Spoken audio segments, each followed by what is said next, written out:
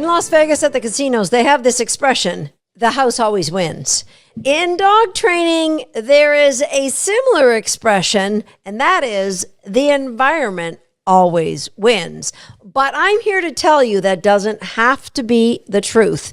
What is it that reinforces your dog? What happens is the dog's love for the environment or the power of that environment is something that grows over time. So, for example, you might say, oh, my dog loves food. And it's this awareness of where does your dog get food? Well, we train, I give him treats. Really? Is that all?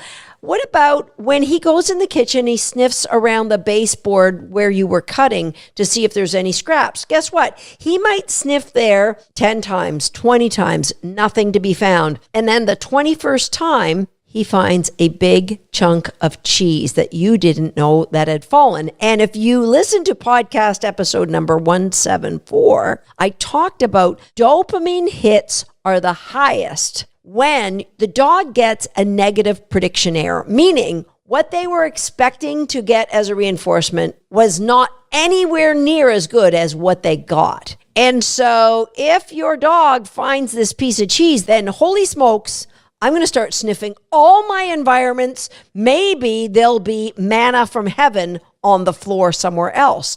And so this sniffing around, or maybe even start licking around, you, number one, might not notice it. Or number two, you might utter the 3 words that will come back and bite you in the butt. And that is, I don't mind. Yeah, he sniffed the floor. He found something. I don't mind. See, layers of learning happening intentionally through us are really cool things when we're using reinforcement. Layers of learning when they're happening accidentally through the environment are equally as powerful, but they're working against us. What about if you do barn hunt or agility or lure coursing or, do you do bitey sports? Dogs love bitey sports. Or, do you do bird work? Hunting dogs, those are massively exciting reinforcement. What about fly ball? Now, all of these things, amazing dopamine hits. I mean, off the charts. I come to this place. I didn't know what this place was.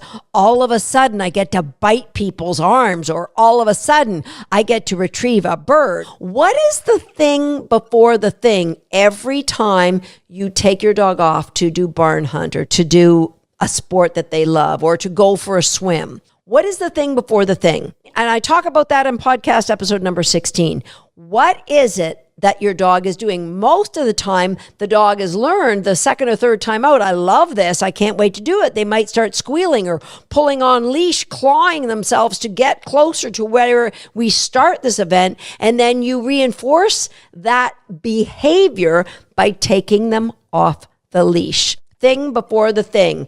In order to get what I want, I scream, I pull, I claw, and I get reinforced. Because the environment has all of these things. It could be chasing other dogs, chasing wildlife, right? That I have to bark, I'm pulling on leash, I'm barking, you let me off, I go, I chase. Now what we're doing is we're establishing for your dog, starting with the dishwasher, starting with the crumbs on the kitchen floor, all the way up to chasing dogs at a dog park or chasing wildlife in the woods, or playing sports that you love to play together.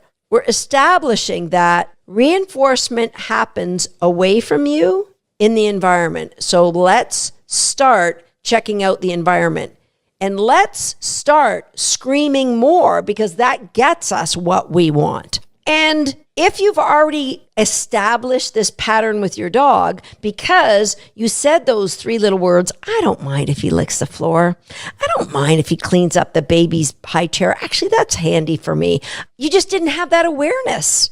So now we have an awareness. Let's be intentional about where that reinforcement comes for our dog and how we can have it come through us, because that's when reinforcement-based dog training works the best.